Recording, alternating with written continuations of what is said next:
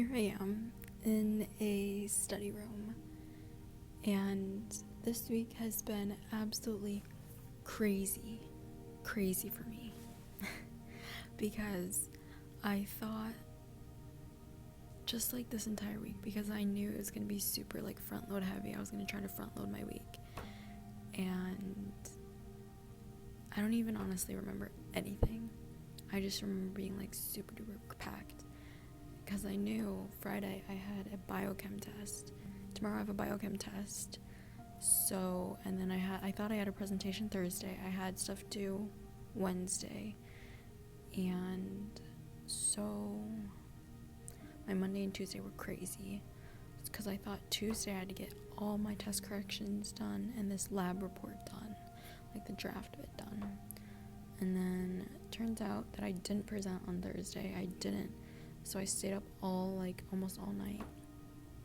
And yesterday I was in like a really mood, like thumbs down. And it just made me think about how, not in a sense of arrogance, not in a sense of like egotistical, but how much I'm willing to do for something I don't actually enjoy. Not to say that I don't enjoy school, but I just don't know how much of a calling school is for me. But how much I'm willing to do for something that is not a passion, and what I'm willing to do as a sacrifice to get something, and then turning that into, once I find my passion, once I find my vocation, once I find something I'm passionate about that I can actually monetize, I will be doing everything and anything, and that goes for the same thing for you. Once you find something you're passionate about, you are going to do so great, because you just are. You know how much you're willing to put in to get out for something that you don't really enjoy. So then once you have that fuel, that drive, that desire to do for something that is so amazing and life-changing, you're going to do it. And I mean, it was the craziest experience of my life. And I was like in the moment with being in the moment was like nostalgia. And I was on TikTok, and I think it was by the actor who was in The Night of Museum, who was the knight. I think Robert Wilson or something, I don't even remember. But he was just talking about, you're the one who allows the people into your life. And I'm with a bunch of people that could be my long-term best friends, or like friends. And I was just like, oh my gosh. Because now, no one's with me. It's just like an empty classroom, or like an empty study table, I guess. And it was just like, this is such a small moment in my life. Like, I've been trying to just throw every single thing in front of me to just get things done, so I wouldn't have to worry about it. But I think it's so hard not to be in that mindset when you feel like your world's on fire, when you feel like everything is so heavy. And I literally just woke up from a nap, kind of half and half here in the library. I took a 17-minute nap because I didn't have my full alarm go off. But anyways, yeah, it just made me think about this moment I'm never gonna have again. It is October 9th, 2025, and yesterday, and I've just been so busy, so I haven't been posting every single day because I usually have videos prepared, but I didn't, and it's oh my gosh, but I'm trying my best, and I'm scrambling to get this one out. But I mean, you just have to be in the moment and try to get things done and not feel like the world is heavy, because it's so strange. Because yesterday I felt like I had to get every single thing done. I had to move on. I had to get prepared for Friday, and I was at the store, and it just felt everybody's world was so different than mine, because I was so focused on getting my school stuff done. And then it's just like, what is this? What is this all? And I think when you kind of take a step back, you just realize your world is so small that you've spun a web around, and that in actuality, the world is going and the world is moving, and I feel like these days go by so slow, but these weeks go by so fast, because I'm cramming so many things inside of it. And if I didn't write every single thing that I did down every single day, I couldn't remember it. I would not remember it. And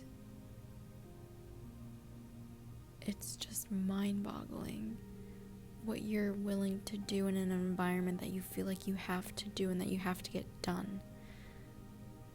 But in actuality, you just cut your time short. I mean, I know, like, for example, like, my dad worked on, I think he said he stayed up for like 48, 72 hours just to get a project done.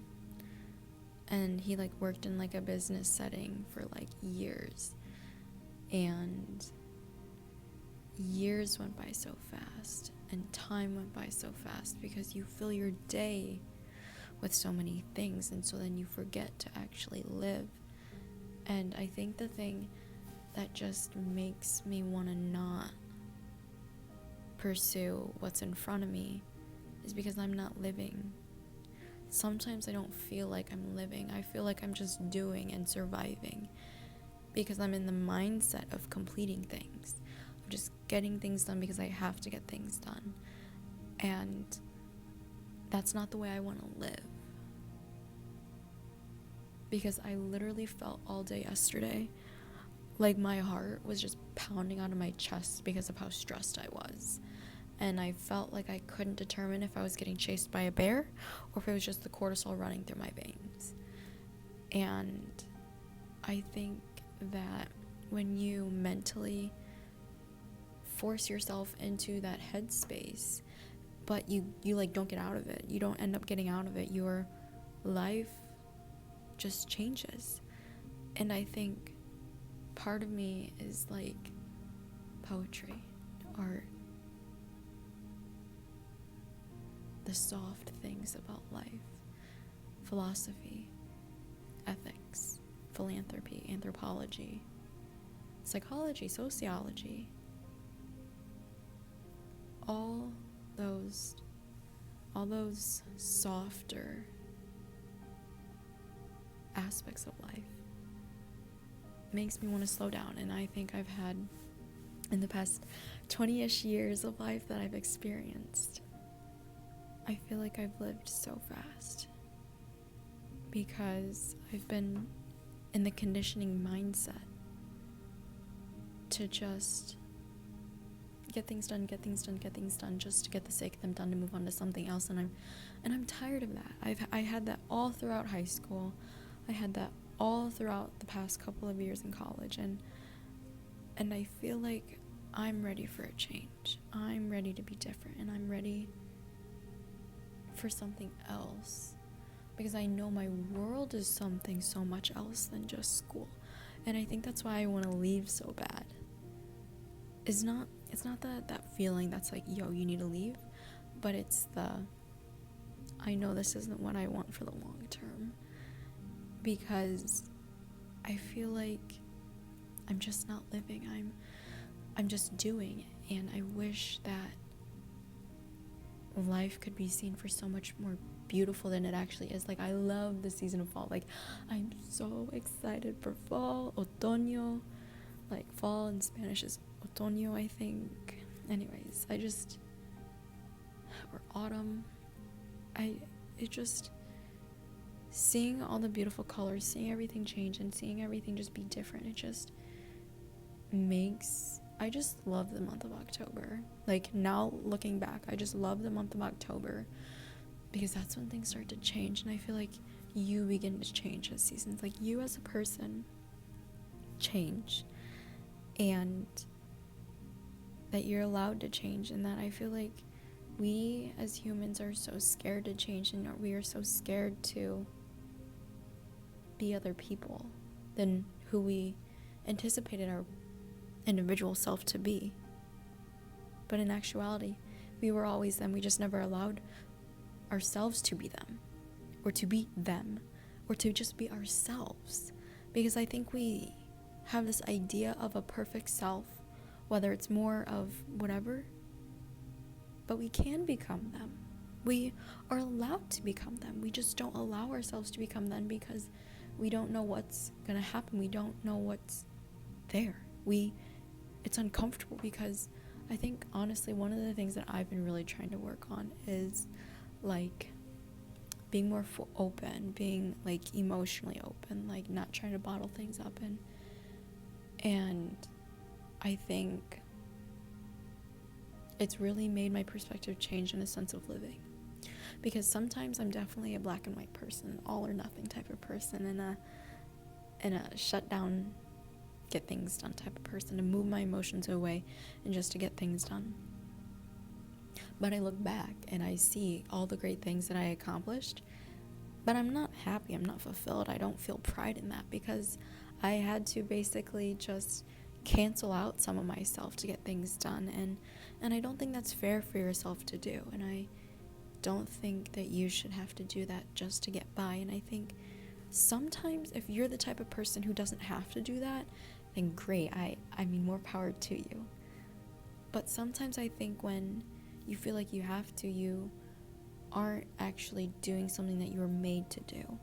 I personally think that we all have something that we were meant to do as humans, as creatures, as I believe we have souls. And I think each and every single one of us has that. But when it comes down to it, it's whether or not we listen to it or we listen to something else. Because I think our head can drone out our heart and what we want. Because honestly, if I had the entire day for myself, I didn't have to worry about anything.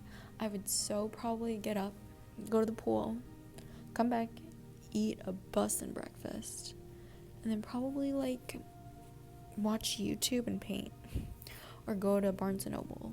It's like a bookstore. Or go to, I don't know, just go to a park, go to nature, go to hiking. I mean, literally go touch grass.